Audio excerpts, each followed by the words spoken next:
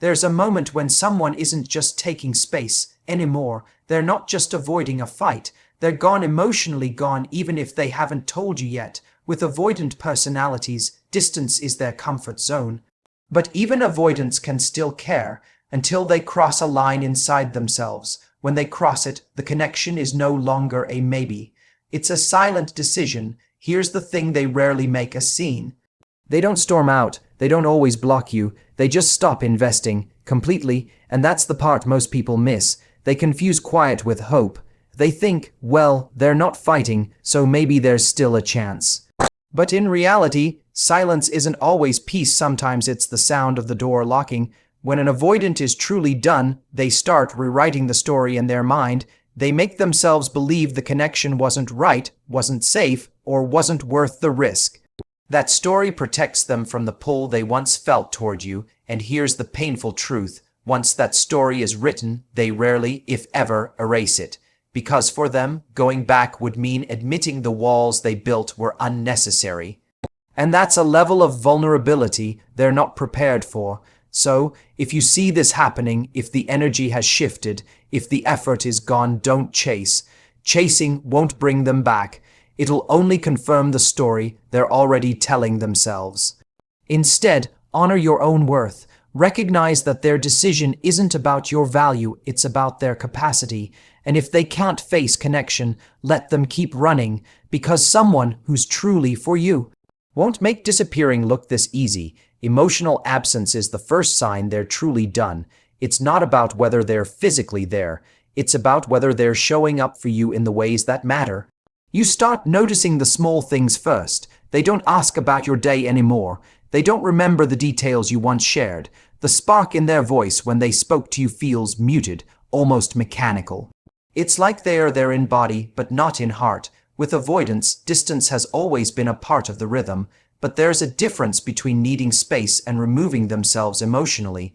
When they've reached that point, it's as if they're already preparing for the exit. They start speaking in shorter sentences. They stop making future plans. The things that used to be we suddenly become I. You can feel the shift even if they never admit it. The texts become delayed, not because they're busy, but because replying no longer feels urgent to them. The warmth you felt from them is replaced with a cool, polite tone.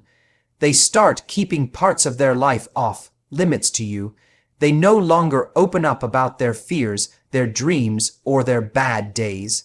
You become more of an observer in their world than a participant.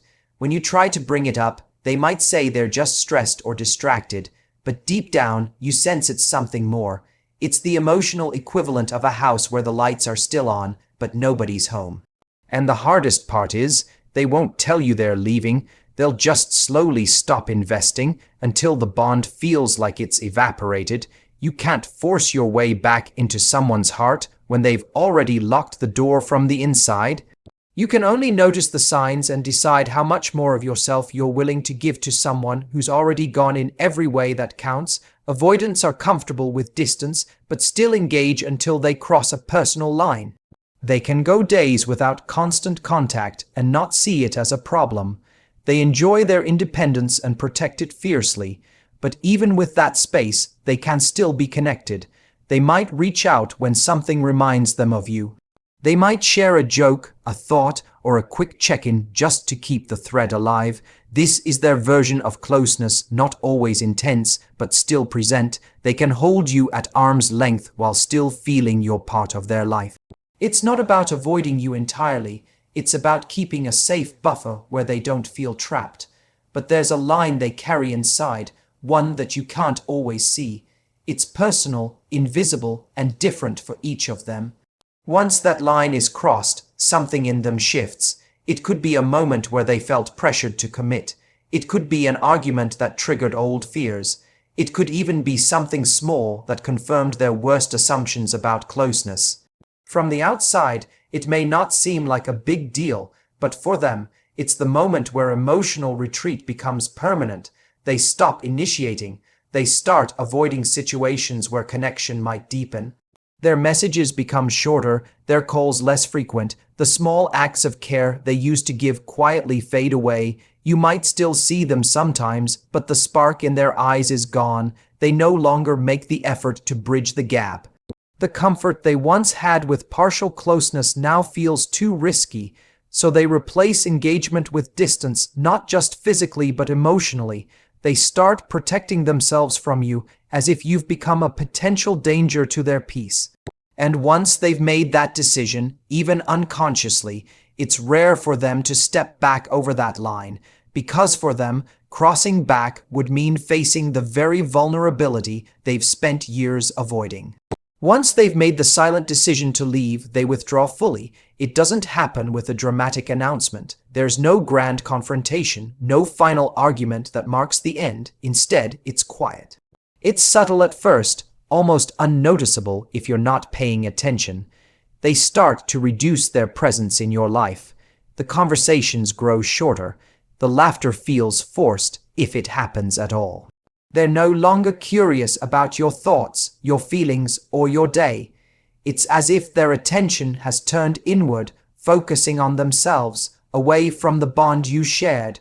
You can feel the emotional weight shift.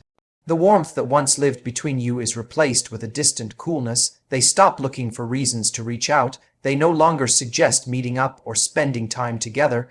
Even when you initiate, their replies feel hollow, as though they're fulfilling an obligation rather than a desire.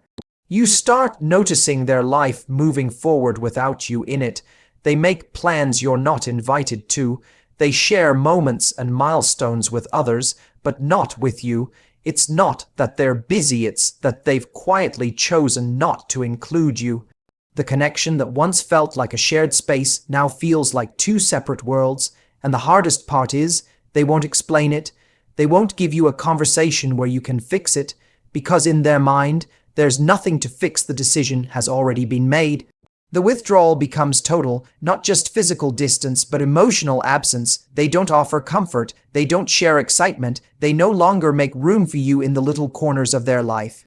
And while it might look like they're just busy or distracted, the truth is much heavier.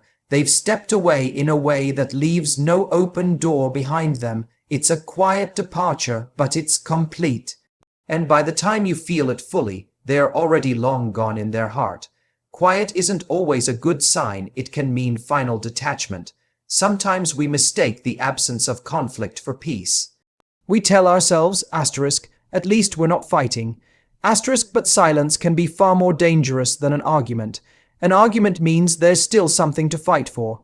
It means emotions are alive, even if they're messy. But when it's quiet, it could mean one person has stopped caring enough to engage at all. With avoidance, this silence can be especially deceptive. They're naturally comfortable with less communication, so at first, it doesn't feel unusual. You might think they're just in one of their distant phases. You wait, believing they'll come back around like they have before, but this time something feels different. The stillness isn't just space, it's a wall. They're not recharging or processing, they're closing the emotional door. They stop asking questions. They no longer react to your news, your feelings, or your concerns. Their face might still show polite interest, but their heart is no longer in the room. You can feel the air between you change. It's heavier, colder, and harder to breathe in. They might even seem calmer than before, but that calm comes from disconnection, not harmony. They've stopped investing. And when someone stops investing, they stop seeing a future in the bond. The silence becomes their way of exiting without saying the words. It's their way of avoiding the confrontation that would require vulnerability. You try to start conversations, but they give short answers. You share your thoughts, but they offer nothing in return. It's not that they're too busy, it's that they've already emotionally stepped out of the relationship.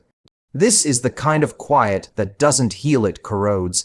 It wears away at trust, at warmth, at connection, and by the time you recognize it for what it is, the detachment has already taken root. The silence becomes the message. And the message is that they've chosen to let go without ever telling you outright. They rewrite the story of the relationship to justify their exit. It doesn't happen all at once. It starts as small edits in their mind. They remember moments differently. The good times become less significant. The difficult times become exaggerated. The laughter you shared feels less important in their memory. The arguments feel heavier than they actually were.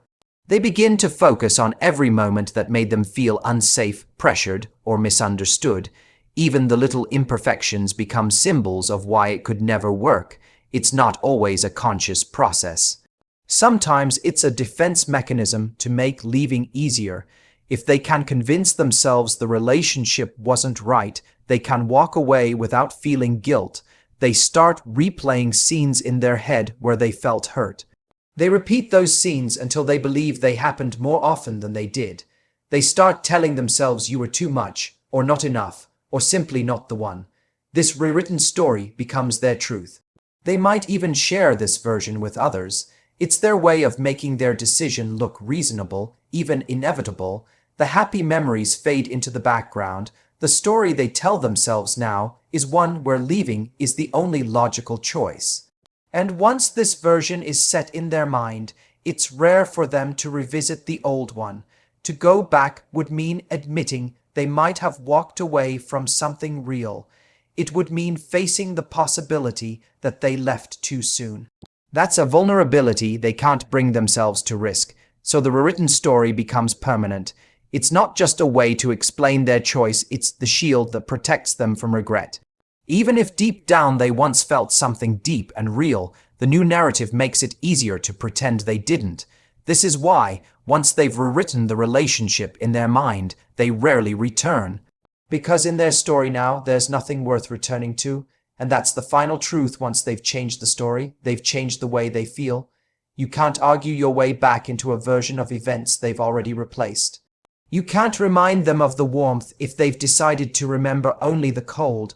All you can do is accept that their truth is not yours, and choose to carry your own story forward, the one where you know you loved fully, gave honestly, and are still worthy of someone who will never have to rewrite the ending to stay.